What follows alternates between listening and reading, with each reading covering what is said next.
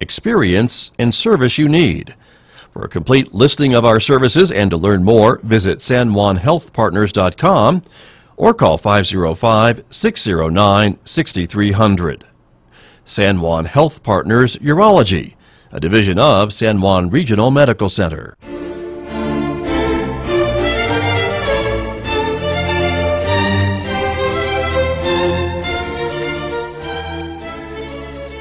(8:38) Thursday morning here on KSJE. You're listening to the Scott Michlin Morning Program. And good morning, everybody. Thanks for tuning in. Greetings to our viewers who are watching our visual radio program from the KSJE Facebook page and YouTube channel. We're showing you some of the time-lapse footage from earlier today of the snow at San Juan College and some of the icier conditions from earlier in the day that has caused a little bit of a delay for schools in the area, including San Juan College. San Juan College is on a 2-hour delay, and also there's Paul Reed, who will be joining us in just a moment. But also, I want to show you that Farmington schools are on a 2-hour delay, and San Juan College is also on a 2-hour delay today because of those icy conditions. Classes will start here at the college about 10 a.m. Outside our studios right now, it is 20 degrees in Farmington with sunshine, and our forecast is calling for a mostly sunny day today with a high of 33 degrees, 11 overnight tonight, sunny tomorrow with a high of 43, warming up still for Saturday and Sunday with highs near 50 and overnight lows in the mid-20s. As I mentioned, my guest this morning, Paul Reed, is joining us from his home near the Taos area via Skype this morning, and we'll bring Paul into the conversation. Good morning, Paul, once again. Good morning, Scott. Glad to be back. Thank you for staying with us and getting a chance to give a shout-out to some of your fans who said hello during the break there, and we appreciate them chiming in on our Facebook page. And, folks, if you want to add to the conversation or just say hello to Paul, you can do so by going to our Facebook page and making a comment on our live video. We've been talking about this issue of having some areas for lease for oil and gas development inside the 10-mile buffer zone around Chaco Canyon, in addition to some other lease parcels in the state of New Mexico coming up on the next offering from the Bureau of Land Management. That will be happening, we think, in the month of March. And so that has certainly caused all kinds of concerns for folks like Paul Reed and others who want to see that Chaco Canyon area protected, and certainly some of the Native American tribes that have connections to that land and people who live in that area. There certainly are some concerns as well. And before the break, Paul Reed, I mentioned that I wanted to ask you a bit more about this overall kind of coordinated resource plan that we had been talking about quite favorably up until the last few months. I thought things were moving forward, and that seems to have changed in the more recent past. Yeah, it's hard to know. I see. Okay. Let me back up. Just short history. So this process was started in late 2013. In 2014, the BLM started scheduling meetings with interested parties, with Native American tribes, with cooperating federal agencies like the Park Service, Forest Service, where they were going to meet, and state folks as well, so that everyone sort of understood. So we got through a certain part of that, added BIA as a partner in late 2016. Of course, we had our national election. We switched administrations, and as we went into 2017, it was a little unclear which direction we were going to head, but once the then Secretary of the Interior, Zinke, got in place, things started to shift pretty significantly. And so by the middle part of last year, in 2018, it was clear that they were probably heading in a different direction with this plan.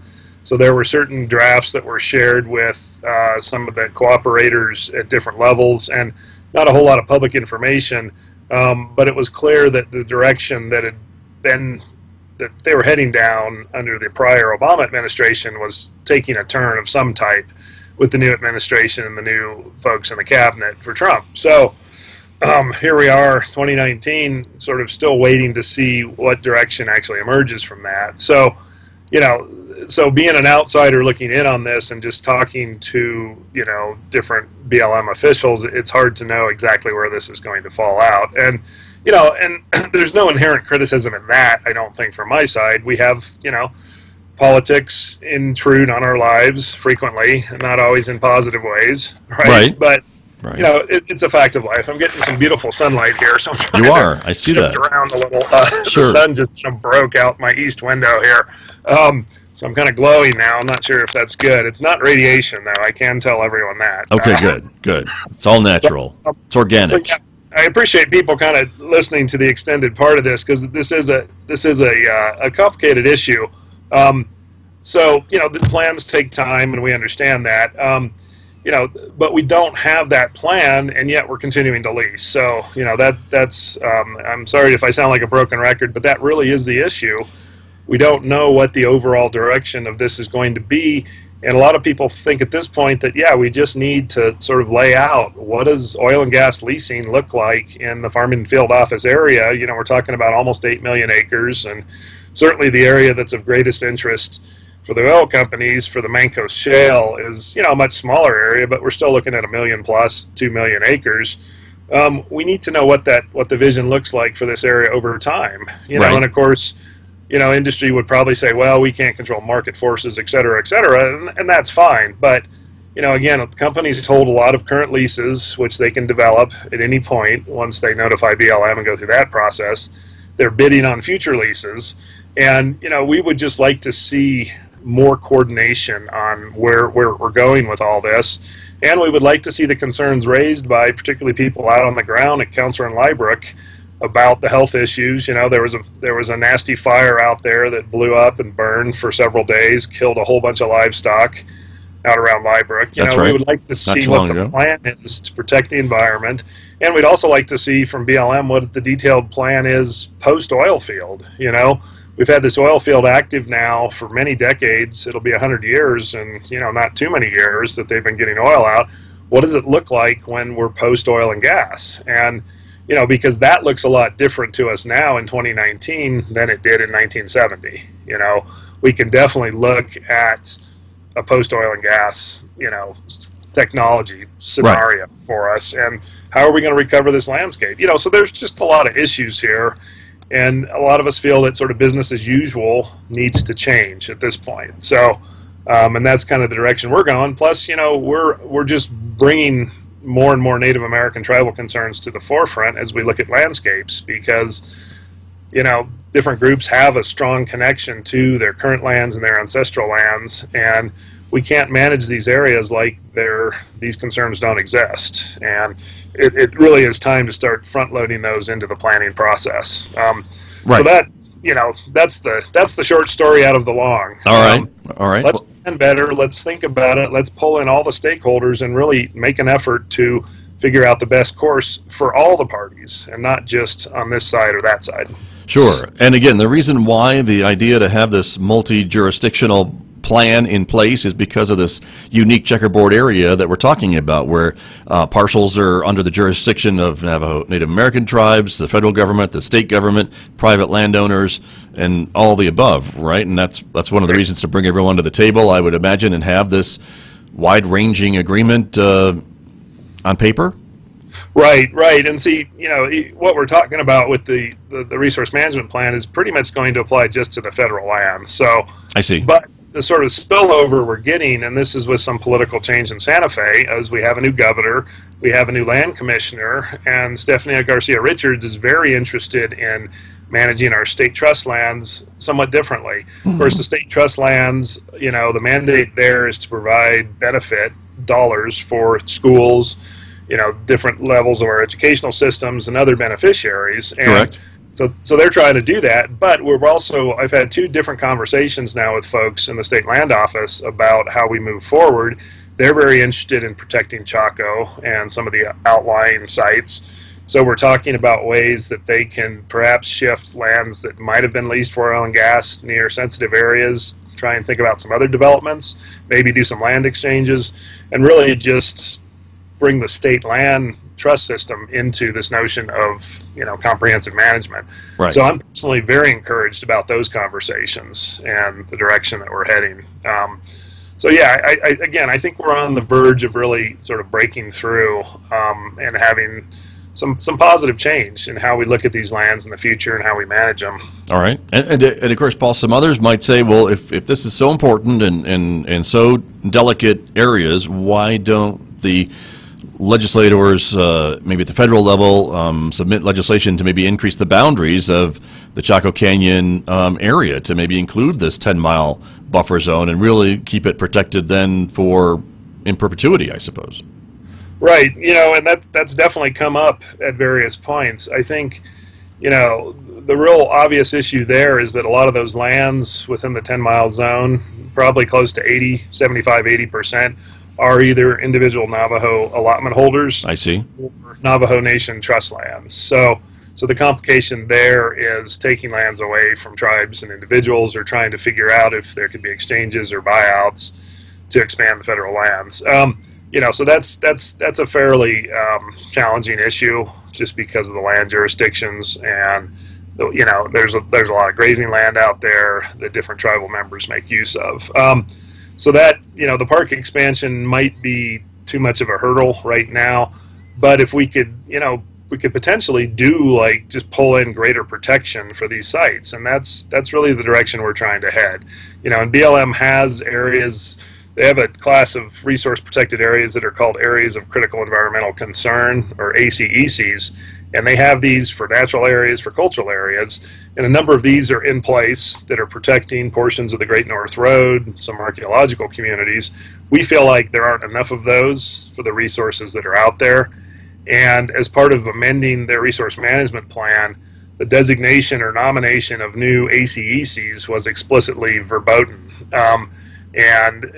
Because of the way the legislation was written, we can't go to BLM and say, hey, we want an ACEC here. It's a totally different process. So that we feel a little, checkmated by that. But that's why we're looking at other ways to potentially set aside larger pieces of the landscape. Because I know from the work that I did with Acoma tribal members that, they're thinking about much bigger pieces of this landscape. So we might go out as archaeologists or land managers and say, hey, there's a single archaeological site here, and of course we don't want to put an oil well pad right on top of it. So we'll go over here 100 feet or 200 feet. Well, I think for the folks from Acoma and other tribal folks, they're looking at that and saying, you haven't really protected that landscape. Because we have a site here and we have another site over there, and now you've let 3 or 4 wells be put right in between them. I see. So it's a different perspective, and and we've talked on the show before, I think, Scott, about the challenges of managing this large landscape and sort of getting past we drew a circle around a little site area, or maybe a sacred tribal site that we have some information on. We're trying to protect confidentiality, but we know there's an area we should protect. But if we let oil well pads go all the way around it, or a pipeline to run 200 feet past it, maybe we haven't really protected that. So these are some of the issues we're grappling with, and I don't think across the West any BLM district or Forest Service districts, other chunks of big federal land, that anyone's really figured out this larger landscape level management. But in the midst of everything else, this is something that we're trying to brainstorm about, and how to just look at larger pieces of land and say, maybe we push these boundaries. Let's look at hydrologic boundaries. How does water come into this landscape? How does it leave? What are the implications for the environment there? Right. And maybe we need to just say bigger areas of land, we don't want development here. And, this not 20 acres, 30 acres, maybe there's 300, 400 acres. And we can do wilderness designations. Those are challenging because people get really concerned about being kept out of areas with their motorized travel. But maybe we need that. Maybe we just need other areas of special management consideration. So, I think it's a question of thinking creatively and really trying to get out of this regulatory box that we've been in the Farmington area now for decades. Interesting. All right. Paul Reed is my guest this morning. He works with Selman Ruins and Archaeology Southwest, giving us some great insights into some of the concerns he and many others have about some of the development within the 10-mile buffer area around Chaco Canyon National Culture Park in New Mexico. I want to shift gears just a little bit, Paul. We just have a couple of minutes remaining this morning, but another topic you and I have talked about quite often on this program is the Bears Ears National Monument, which is located in southeastern Utah. And if I recall, just recently, even maybe as soon as last night, this morning, there is some federal legislation being introduced to expand the boundaries of the Bears Ears, because the boundaries were diminished under the Trump administration after what they were set by the Obama administration. I think that at least that's where it went back and forth a little bit. Right. So, when people originally started thinking about Bears Ears, they were looking at potentially 1.9 million acres. That was compromised down to 1.35 million, and that's what President Obama announced in late 2016. President Trump came in with Secretary Zinke and pretty much took the 1.35 million acres, dropped it to just over 200,000 in two little sort of pretty small park units for that monument. So yeah, there's been a bill introduced by Democrats in the House to basically take Bears Ears back to that 1.9 million acre original boundary. And I think a lot of people on the conservation side and the preservation side, and certainly most of the Native American tribes engaged up there, really feel like this is a positive step. Bears Ears is a phenomenal place, and I know from talking to different friends in Farmington that it's a destination for people from Farmington, from Santa Fe, really from all over the four corners in the 4 states to go in and enjoy this area of great natural beauty. We also have the highest concentration of archaeological sites in really the American West, and maybe in all of America in this area. That's why, President Obama originally designated this, and that's why we're coming back to it and trying to take it back to sort of, closer to the original boundaries that folks had laid out. Sure. Years ago. Right. So, and that legislation probably will get through the House at this point. Its prospects in the Senate, certainly hard to say at this point. But, the way the legislative process works, no matter what your cause is, which side of the political spectrum you're on, is you introduce a bill and you start to work it through. And then, you eventually get to the point, there might be some compromises where you can get a piece of legislation passed and signed into law. So that's certainly the hope for Bears Ears. Right. Is that, a couple years out, we would have this area designated and protected. Right. But I guess it does show some of the inherent problems with any presidential declaration is that any other president could make a change to it. And that's why some of this might need to be at least permanized with some legislation. Right. If that's a word. And I think that really makes for strong monuments and parks when we go through the full legislative process. People have a chance to have their say. Again, we hear from all sides. And that really is the approach that we try to take with most of the things we're doing, is get the stakeholders, the folks who care most about this, but also really for our part to really step up the Native American voices, because I think for far too long we've managed lands in the American West without putting Native American tribes where they need to be, just at the very beginning in a key role for understanding how we want to manage these lands and sites. Well, that's an important distinction to make, and they certainly have an important voice to be heard. So it's good to know that you're looking out for that and trying to get that to be more inclusive. So, Paul, thanks so much. We are out of time, as we always tends to happen when we start talking, you and I. It always goes too fast, but thank you, Scott. I love coming on your program, and I hope folks enjoyed our discussion, and even with some of the depths and complexities. I think they did, and again, I think if folks want more information, certainly they can go to Archaeology Southwest and just look in the media. There's a lot of coverage about this issue with Chaco Canyon for sure, and some other things probably will be coming in the next few days about Bears Ears, so we can certainly predict that, I think, quite accurately. Thanks, Paul. Right. Thank you, Scott. All right. That is Paul Reed from Archaeology Southwest in Salmon Ruins, my guest here on KSJE. Thank you all for joining us this morning. Have a great Thursday. Tomorrow morning, my guest will be from the Farmington Public Library, so I hope you'll join us right here tomorrow morning, a little bit past 8 o'clock on KSJE Farmington. In the 1600s, the indigenous peoples of Virginia faced a serious challenge to their survival. Europeans were flooding into the region.